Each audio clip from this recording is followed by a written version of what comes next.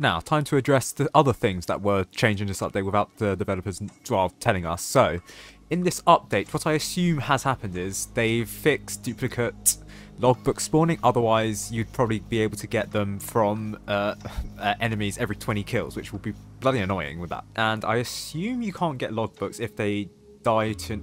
actually, I'll say they can't if they reach the end and just die. But, that being said, if you do a kill all command with the admin panel, then you can get the logbook. So, I don't know, maybe if the enemy just reaches the barrier and dies, then maybe it could drop the logbook. Yeah, because I'm not like getting any duplicate drops in the Frost Invasion event anymore, because I think the only thing I'm missing is the Frost Spirit. And yeah, that effectively means you do have a week to grind out the Frost Spirit's logbook index if you really want that. Now, something that people have said, or I've been told has changed, is that respawning is more effective. Hold on. That is rejoining the game after you disconnect, or you purposefully disconnect for some reason because you can't change your loadouts anymore. However, I have still seen some people say that, oh, they still need to fix rejoining. I don't know, personally. I've not really had to rejoin for a while now because my internet's fine, but yeah. Apparently it's been fixed, apparently it's not been. So yeah, you're the judge for that. Also, I assume if you don't collect the logbook by the 20th spawn, then I assume you have to do another 20 spawns. I don't know.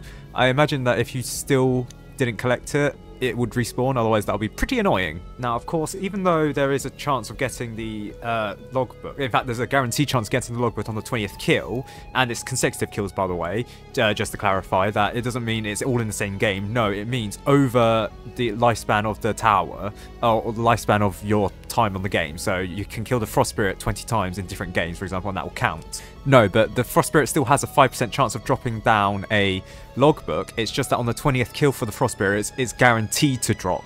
So yeah, it's no longer that RNG. I mean, it is still RNG based. You still have to beat it at maximum 20 times, but there is a chance that you beat it less than that. Now, my advice to grinding out the Frost Invasion logbooks is just do it in easy mode. You can solo easy mode, so therefore you can easily grind out for the Frost Spirit logbook, which is probably the most desirable one anyway, so there's no point going for like hard mode and just getting everything else but the Frost Spirit. Just beat it on easy mode to get the Frost Spirit logbook. There is no difference between the chance in easy mode and hard mode. Although, to be fair, I think if I were the developers, I would make it like half the chance, or sorry, half the time required in hard mode compared to easy mode. Also, at the same time, you can grind out the bells in Frost Invasion easy mode, because Frost Invasion easy mode and Frost Invasion hard mode have the highest amount of bell drops per wave compared to the other game modes. But yeah, I mean, that's if you want to. By the way, even though the Siege Engine's logbook has now got a description, you still can't get it. Yeah, don't bother. Now, something that I'm surely I think is a bug is the fact that the Electroshocker can no longer damage lead enemies. So, I mean, yeah, it says lead here, but you can see right here now, it's not dealing any damage towards this lead boss. This is only a glitch with the Electroshocker, and Mentin tried other towers, such as the Firework Technician and other explosive towers, and towers that have lead penetration through other means.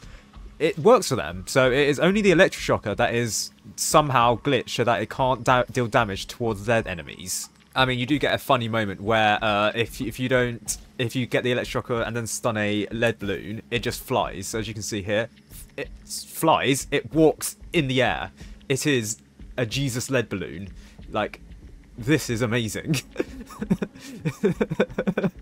Bro, it's Jesus. Another thing that the developer fixed was the description of the game that says December 15th. It now says January the 15th because they watched my videos and sort of said December 15th. So yeah, good job, guys. Good job. Things that they've also fixed since the last video was the shields. Some of the collisions for some units have been fixed. So for example, colliding with the Riot Guard shield is no longer possible after Star Wars said fix the collision stuff for real.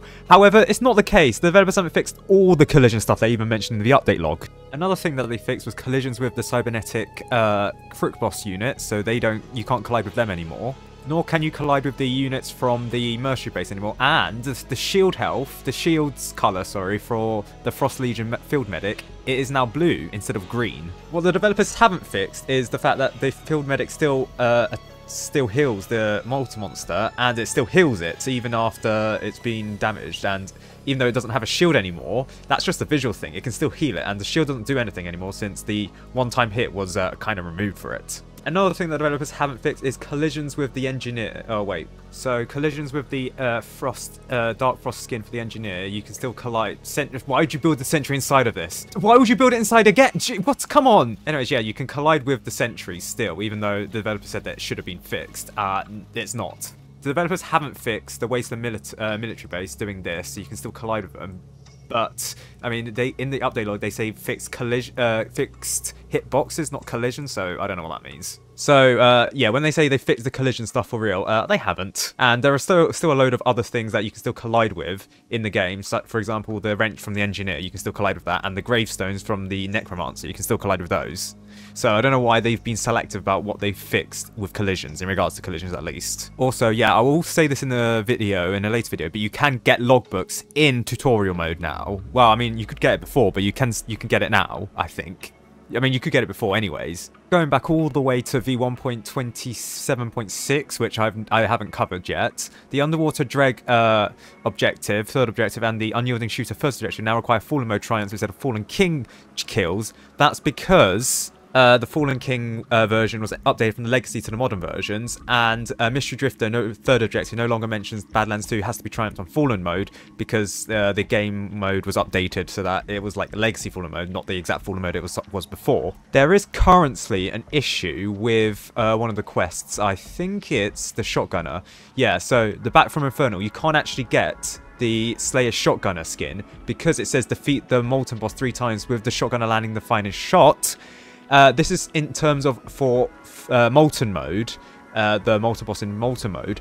But the only way you can do that is getting it in hardcore, beating the hardcore mode version, I think. So technically, while this is not impossible, it's really hard to do because getting the Shotgunner to defeat the Molten Boss 3 times in hardcore mode, and it being the final tower landing the final shot, that's quite difficult. Now, the developers are aware of this, and according to some testers, they are going to fix it so that it requires a mention of Molten mode, not the Molten Boss, but they haven't made it that change yet. At least I don't think so. Now, while the Pyromancer has been fixed, there's been no word on whether or not the Chiromancer has been fixed, because the Chiromancer struggles from the same issue as the Pyromancer, which is the Chiromancer will struggle to hit enemies if he has to aim up or down at them, or when at an elevation. So if I were to get the Chiromancer and then spawn in a balloon here, would the Chiromancer be able to hit it? And the answer is no, it's not able to freeze it. Well, yeah.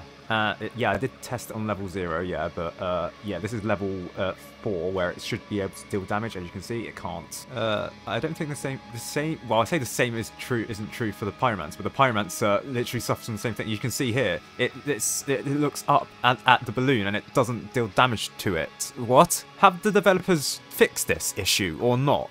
That's odd. I know a map that you can confirm this with. Moonbase, because it has cliff spots that are actually ground spots. Alright, so if we were to get a Pyromancer out here and then an abnormal. So it can look down, but it can't look up. As for the Chiromancer, I mean, it kind of looks down, so yeah, has that been fixed? I mean, I think so, because, okay, so if it can damage this, yeah, it can it did damage it, so yeah, kind of fixed. I think so. Then the Pyromancer, is that fixed at such a high altitude? Yeah, it is. Okay, so yeah, it's both the Pyromancer and the Chiromancer, it seems like. Yeah, spawning in the error. Yeah, okay, so it's both the Chiromancer and the Pyromancer that can look down, but weirdly they can't look up. Yeah, so still the Firework Technician with giving these towers flying detection, they still can't damage flying enemies. Okay.